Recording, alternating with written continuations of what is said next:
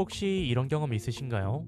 장마철이 되니까 아이 방에서 유독 퀴퀴한 냄새가 나는 것 같고 창문을 열어봐도 눅눅한 기운은 좀처럼 가시질 않고 그러시죠? 청소를 그렇게 꼼꼼히 해도 하루 이틀만 지나면 창틀 틈새로 먼지가 수북하게 쌓여 있고요.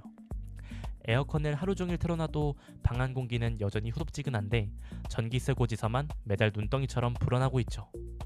거기다 낮잠이라도 재우려고 하면 옆집 소리나 창밖 소음이 유독 크게 들려서 자꾸 뒤척이는 아이를 보신 적도 있으실 거예요.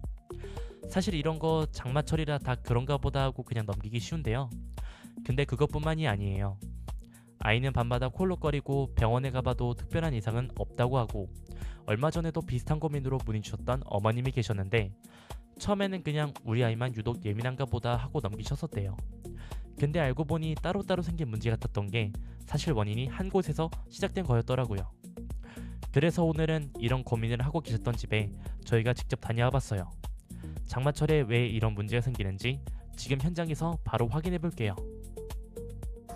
네, 안녕하십니까. 현재 여기는 물레동 소재의 24평 아파트 인테리어 현장에 나와 있습니다. 오늘이 이제 주말인데 이제 고객님들이 많이 이제 고민하시는 게 주말에도 작업이 가능할까라고 생각을 하시는데 저희 같은 경우에는 소음이 전혀 없어요. 공정에 소음이 없기 때문에 주말에도 작업이 가능하다는 점 알아주시면 될 것 같고 작업을 시작할 때 보시면 이렇게 외부 창하고 바깥의 창을 이렇게 꺼내고 작업을 하는데요.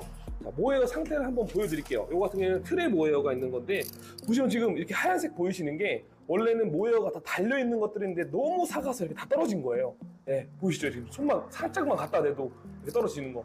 이런 부분 때문에 우리 고객님이 의뢰를 해주신 거고 이 창문 같은 경우에는 트레 모헤어가 있는 샤시입니다. 자, 안방도 한번 보여드릴게요. 보시면 자, 안방에 자, 한번 지금 모헤어가 없는 것 같지만 지금 모헤어가 지금 다 삭아서 안 보이는 거를 보실 수가 있습니다. 요거 저희가 깔끔하게 교체 진행하고 다시 한번 만들도록 하겠습니다. 외부창 모헤어 교체 작업이 완료가 됐습니다. 자, 교체된 거 한번 싹 보여드리도록 할게요. 우선 대창이고요. 작업할 때 이렇게 창을 내려서 작업을 진행하고 궁금하신 것들이 이제 밑에나 위에는 어떻게 작업을 할까라고 생각을 하시는데 여기 보시면 밑에를 한번 보여드릴게요. 자, 밑에 모헤어 이쁘게 잘 들어가 있는 거 지금 보이시죠? 네, 또 옆면이고요. 네, 그럼 이제 윗면 한번 보여드리겠습니다. 자, 보시면 이렇게 윗면도 이쁘게 작업이 되어 있는 걸 보실 수가 있으십니다. 자, 하고 이제 작은 창 윗면이고요. 옆면 쭉 보시면 이렇게 바닥면까지 깔끔하게 모헤어가 들어가 있는 걸 보실 수가 있습니다.